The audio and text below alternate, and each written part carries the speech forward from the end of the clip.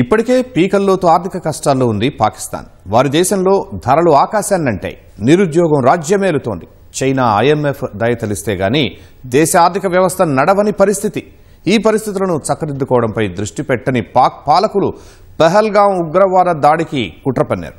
దానికి ఇప్పుడు ఫలితం అనుభవిస్తున్నారు. పహల్గాం దాడి తర్వాత ప్రతీకార చర్యగా వెంటనే పాక్కు సింధు జలాలు నిలిపివేసి మొదటి దెబ్బ కొట్టిన భారత్ వరుసగా షాక్ల మీద షాక్లు ఇస్తోంది. ఇప్పుడు పాక్ నుంచి ప్రత్యక్ష పరోక్ష అన్ని రకాల దిగుమతులను నిలిపివేసింది. సముద్ర మార్గాలను మూసేసింది. పాక్కు రుణాలు అందకుండా ప్రయత్నిస్తోంది. మరి భారత్ చర్యలతో పాకిస్తాన్కు ఎంత నష్టం? ఈ నిర్ణయాలు పాక్కు చావు దెబ్బలుగా మారనున్నాయా?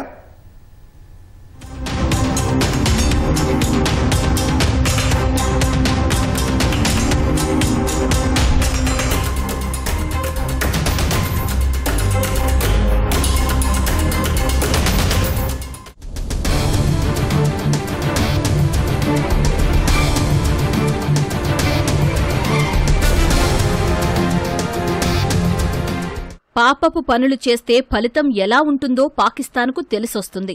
పహల్గాంలో ఉగ్రవాద దాడికి కుట్ర పన్ని అమాయకులైన 26 మంది ప్రాణాలు కోల్పోవడానికి కారణమైన పాక్ను భారత్ వరుస ప్రతీకార చర్యలతో చావు దెబ్బ కొడుతోంది. ఇప్పటికే ఆర్థికంగా పీకల వరకు మునిగి ఉన్న పాక్ను భారత్ మరింత ముంచుతోంది. ఓవైపు పాక్పై సైనిక చర్య తప్పదనే అంచనాల మధ్య వరుస నిర్ణయాలతో భారత్ షాకులు ఇస్తోంది. ఇప్పటికే సింధు నదీ జలాల ఒప్పందం నిలిపివేత, పాక్ పౌరులకు వీసాల రద్దు, ఆ దేశ విమానాలకు భారత గగనతలం మూసివేత నిర్ణయం తీసుకున్న కేంద్ర ప్రభుత్వం పాక్ను ఆర్థికంగా దెబ్బకొట్టేలా మరో కీలక అడుగు వేసింది. పాకిస్తాన్ నుంచి వచ్చే దిగుమతులపై నిషేధం విధించింది.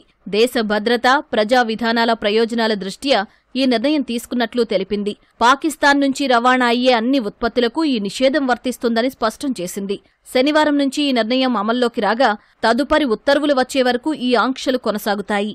అంటే Pakistan economy is in a very deep economic crisis. Nearly 33% inflationary pressure Pakistan ఎకానమీపై బిల్డ్ అయినటువంటి పరిస్థితి. 127 కంట్రీస్ ని ఈ గ్లోబల్ హంగర్ ఇండెక్స్ కింద ర్యాంక్ చేసిన పరిస్థితిలో Pakistan economy global hunger index లో 109 ఉన్నటువంటి పరిస్థితి మనకు కనిపిస్తుంది. ఒకవైపు మన దేశం నుంచి ఎకనామిక్ శాంక్షన్స్ విధించినటువంటి పరిస్థితి, అలాగే గ్లోబల్ గా కూడా పాకిస్తాన్ పై ప్రెషర్ బిల్డ్ అవుతున్నటువంటి పరిస్థితిలో పాకిస్తాన్ లో ఉన్నటువంటి ఈ ఇన్ఫ్లేషన్ మరింత ఎక్కువయ్యే పరిస్థితి మనకు కనిపిస్తుంది.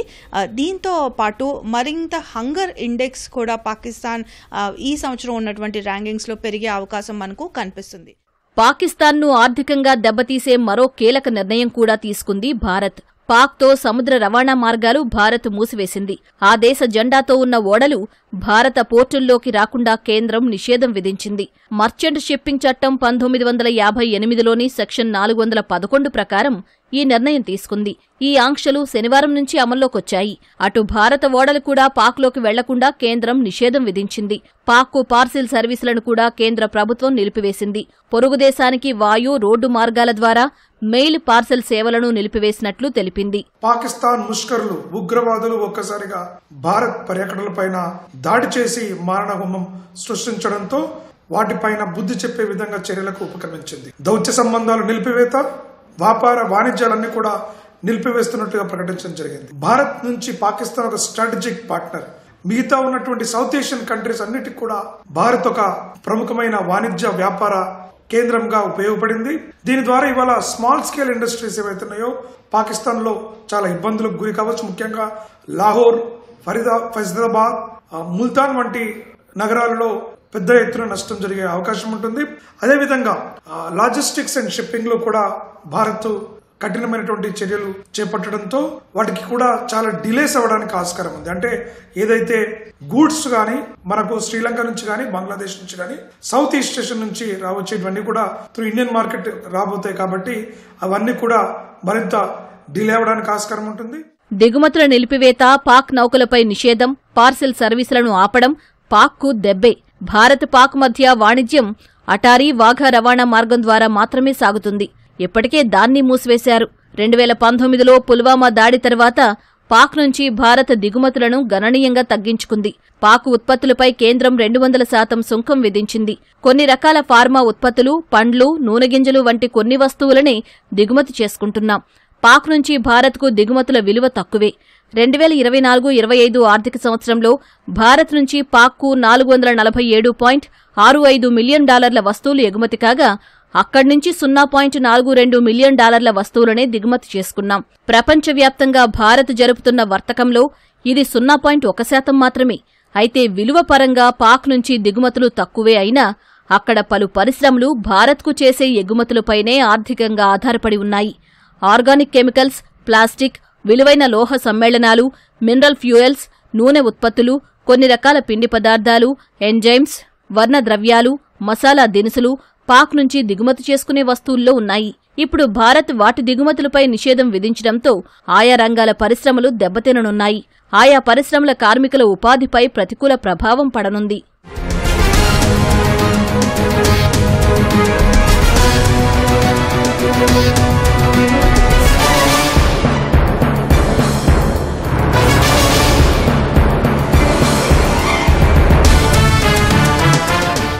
పాకిస్తాన్ ఆర్థిక మూలాలను దెబ్బతీసేలా రాబోయే రోజుల్లో భారత్ మరికొన్ని చర్యలు కూడా తీసుకునే అవకాశం కనిపిస్తోంది. ఈ మేరకు 2 ఫైనాన్షియల్ స్ట్రైక్స్ కు ప్రణాళికలు రూపొందిస్తోంది. ఇందులో భాగంగా financial action task force grey లిస్టులోకి పాక్ను చేర్చేలా ప్రయత్నించే అవకాశాలున్నాయి. అంతర్జాతీయ ద్రవ్యనిధి నుంచి పాక్కు అందే $7 బిలియన్ సాయాన్ని ఆపే ప్రయత్నం చేసే సూచనలు కనిపిస్తున్నాయి. 3 ఏళ్ల కాలానికి ప్యాకేజీ కోసం IMF పాక్ మధ్య గత ఏడాది జులైలో ఒప్పందం కుదిరింది. ఈ నిషేధిత జాబితాలో ప్రవేశిస్తే పాకిస్తాన్కు విదేశీ పెట్టుబడులు రావడం కష్టతరంగా మారుతుంది. అంతర్జాతీయ ద్రవ్యనిధి నుంచి వచ్చే రుణాలు కూడా కష్టతరం కానున్నాయి. Financial action task force grey లిస్టులోకి చేరడం పాక్కు కొత్తేమీ కాదు. ప్రపంచవ్యాప్తంగా ఉగ్ర కార్యకలాపాలకు నిధులు అందకుండా G7 దేశాలు కొన్ని నిబంధనలను విధించాయి. వీటి అమలు, నిర్వహణ లోపాలకు ఆయా దేశాలను బాధ్యులను చేయడం ఫైనాన్షియల్ యాక్షన్ టాస్క్ ఫోర్స్ విధి. భారతదేశం నుంచి మన పాకిస్తాన్కి వెళ్తున్నటువంటి ప్రొడక్ట్స్ అంటే ఇప్పుడు ఎకనామిక్ శాంక్షన్ విధించిన పరిస్థితి. అయితే అంతకు పూర్వం ముఖ్యంగా పాకిస్తాన్కు ఇటు ఫార్మస్యూటికల్స్ కానీ, మెడిసిన్స్ కానీ, అలాగే కెమికల్ ప్రొడక్ట్స్ కానీ, అలాగే మినరల్ ఫ్యూయల్స్ వెళ్తున్నటువంటి పరిస్థితి, అలాగే డైరీ ప్రొడక్ట్స్ కానీ, అగ్రి ప్రాసెస్డ్ ప్రొడక్ట్స్ కానీ, ఇవన్నీ కూడా పాకిస్తాన్ భారతదేశంపై ఆధారపడినటువంటి పరిస్థితి. పాకిస్తాన్ ఎకానమీ IMF ఇస్తున్నటువంటి ఈ సపోర్ట్ ఆధారంగా, అలాగే IMF నుంచి వాళ్లకు అందుతున్నటువంటి ఫినాన్షియల్ సపోర్ట్ ఆధారంగా ఎకానమీ రన్ అవుతున్నటువంటి పరిస్థితి. అలాగే 2024లో ఒక $7 billion sanctions international monetary fund Pakistan ఎకానమీకి ఇచ్చినటువంటి పరిస్థితి. ఇప్పటిదాకా $2 బిలియన్ అమౌంట్ పాకిస్తాన్కి ఆల్రెడీ అందినటువంటి పరిస్థితి. అలాగే మరి ఒక $1.3 బిలియన్ ఈ resilience and sustainability action support కింద కూడా IMF పాకిస్తాన్కు అందించినటువంటి పరిస్థితి మనకు కనిపిస్తుంది. పహల్గామ్ ఉగ్రవాద దాడి తర్వాత భారత్ విధించిన ఆంక్షలతో పాకిస్తాన్ డాంబికాలకు పోయి భారత్కు గగనతలాన్ని మూసివేసింది. అయితే ఈ నిర్ణయంతో ఆర్థికంగా మరింత కష్టాలను కొని తెచ్చుకుంది. పాక్ గగనతలాన్ని ఉపయోగించుకున్నందుకు భారత విమానయాన సంస్థలు ఆ దేశానికి రుసుము చెల్లిస్తాయి. ఇప్పుడు ఆ ఆదాయం కోల్పోయినట్లే. మన దేశానికి విమానాలు నడుపుతున్న పాశ్చాత్య దేశాల విమాన సంస్థలు ఐచ్ఛికంగా పాక్ గగనతలానికి ఆల్టర్నేటివ్స్ ఎంచుకునే పనిలో ఉన్నాయి. ఆయా విమాన సంస్థలు కూడా పాక్ గగనతలాన్ని ఉపయోగించుకున్నందుకు ప్రతి నెల మిలియన్ల కొద్దీ డాలర్లు చెల్లిస్తాయి. ఆ ఆదాయం కూడా ఇప్పుడు పోతుంది. భారత్తో వివాదం నేపథ్యంలో పాక్ తమ గగనతలాన్ని మూసివేయగా 5 నెలల్లోనే $10 కోట్ల ఆదాయాన్ని కోల్పోయింది. ఇక పాక్ విమానాలకు భారత గగనతలాన్ని మూసివేయడం వల్ల పాక్ ఇంటర్నేషనల్ ఎయిర్లైన్స్ కు ఆర్థిక భారం తలెత్తుతుంది.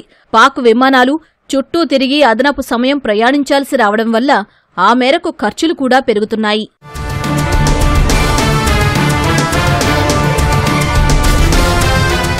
భారత విమానాలకు పాక్ తమ గగనతలాన్ని మూసివేయడం వల్ల ఇక్కడి విమానయాన సంస్థలకు కూడా నష్టం కలుగుతోంది. ప్రయాణ సమయం కూడా పెరుగుతోంది. పాక్ గగనతలం మూసివేత వల్ల ఏడాదికి సుమారు 5,200 కోట్ల రూపాయల అదనపు వ్యయాలు కావచ్చని ఎయిర్ ఇండియా అంచనా వేసినట్లు ఆ వర్గాలు చెబుతున్నాయి. మొత్తం మీద భారత విమానయాన కంపెనీలకు నెలకు 306 కోట్ల రూపాయల అదనపు వ్యయాలు కావచ్చని అంచనా. అయితే పాక్ గగనతలానికి భారత విమానయాన సంస్థలు ప్రత్యామ్నాయ మార్గాలను చూస్తున్నాయి. పాక్ నిర్ణయం తర్వాత భారత నగరాల నుంచి అమెరికా వెళ్లే విమానాలు అరేబియా సముద్రం మీదుగా సుదీర్ఘ మార్గాల్లో వెళుతున్నాయి. ఇందువల్ల ప్రయాణ సమయం, వ్యయాలు పెరుగుతున్నాయి. అయితే ఇందుకు ప్రత్యామ్నాయంగా ఢిల్లీ నుంచి అమెరికా వెళ్లే విమానాలకు ముంబై లేదా అహ్మదాబాద్ను టెక్నికల్ స్టాప్గా తీసుకోవడం ద్వారా ఐరోపా నగరాల్లో ఆపాల్సిన అవసరం ఉండదు.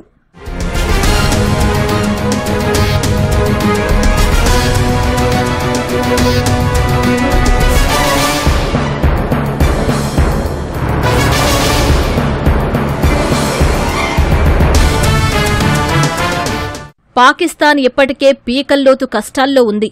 చైనా అంతర్జాతీయ ద్రవ్యనిధి దగ్గర యాచిస్తోంది. దేశంలో ధరలు ఆకాశాన్ని అంటాయి. నిరుద్యోగం తాండవిస్తోంది. విదేశీ మారక ద్రవ్య నిలువలు అడుగంటాయి. భారత సింధు జలాలు నిలిపివేయడంతో కరువు ముంగట నిలిచింది.